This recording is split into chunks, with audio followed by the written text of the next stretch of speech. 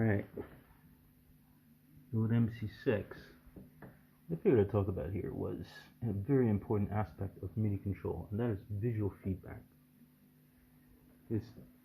If you have a device like this, I'm going to show you something really cool here in a sec. You've got some visual feedback with these clips. Hit these buttons. You can see a single tap, hold it in, you can see a double tap, etc. So that's sort of a feedback, yeah. But not all the way. Nothing beats a screen. I mean, nothing beats a screen. So let me show you the cool thing. Da-da-da. Wow. Tom, tom, tom. So here I am, flicking boards wirelessly. No hands more. And that is flicking the boards down there. Boom. That's quite a bit of delay on that. That's because I'm going through double hops and doing all kinds of crazy stuff. So that works. And this is really cool if you're huffing about a bit, testing stuff, working up here on the board. Yeah, so I can turn stuff on and off down there from here. You may ask, why would you do that? Well, the idea is take this stuff and you go and chill out somewhere else, like somewhere far, far, far away. And your boards are changing. All well and good. And with this, you can set this up and embed it into songs. So you may look at this and use this to determine, if you're away from here, literally, pick this up and bugger off. And you can leave your entire board over there and do all your MIDI programming whilst you're working on a song. So you can leave these here to see what you have on the actual board. But that can stay there, or that can be in the hole. And whilst you're flying, or you're doing stuff, or you're teaching somebody, or whatever, you've got a record of the whole thing here. And it works very well. You can also start whapping away on all the other components in your signal chain, like turn on and off the iridium, or you could choose which amp you want to use, or you could fire this so that those settings get replicated in an MC6. That, I think, wow, can we get all that in the frame? It's pretty damn cool. Certainly more an expose in messing about with your stuff, but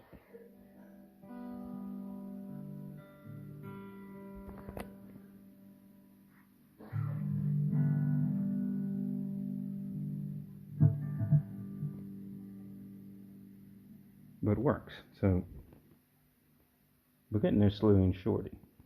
Slowly and surely. What we're going to be doing coming up in the next few days is actually digging deep into the MC6, because this little puppy right here, as of yesterday, got a brand new beta update which allows you, when changing banks on here, you can go through and do all kinds of stuff. So I've got some basic stuff set up for a Pleth and working on this. But essentially, as you change a bank, this can send out 16 messages. So this could kind of do the same job that the iPad is doing without you having to mess around with an iPad. So if you're off playing with your stuff, you can program an iPad and do all that. When you're back to the hardware, you can set this thing up to do some crazy stupid stuff, like control your box, control your Fender. So I could switch to a preset, or have the iPad call this on the receive in, and this will Mary Poppins the hell out of the rig. So it will go through there, and whatever I've been doing, and this is all totally out of phase, You know, I've left it with everything turned on. And you've got a segment of your song that you want where it shouldn't be that, but it should be that. It'll sort it out automatically. That would be very cool. So, big kudos to the boys at Morningstar. And they've just come out with a super small 3-button version of this thing. Brains are the same. It's going to do the exact same thing with the expression pedal. So that can control drive, that can control anything, anywhere here on the rig. If it's running with expressions or with Midi, you can set that up.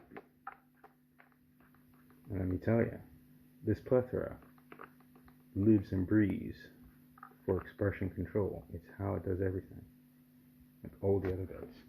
This on and off stuff is only half of it. The match stuff, there's no way to play that. You know, that's going to be done by foot. But everything else on there needs continuous control. Be it expression pedals, and I've done a couple of videos on this already. You can check those out for the magical stuff you can do, or you can check the FAQ posted 4 months ago. Right down towards the end, Anderson, your boy, what's his name? Stevie? Bob Scoffy. Give a demo of what's possible with that stuff. So, good things coming. This has been a real slog. I'm basically working out, slowly but surely, what is the best, most efficient, coolest way to do stuff, and where can you peel and pick and rip the whole rig apart, take it apart, and actually go and still do stuff even when you're away from it. So yeah, baby, this is slowly but surely coming along. Even tells you what's next, and you can zip through these things, or you could do it all from there and have a visual display in front of you and walk away. So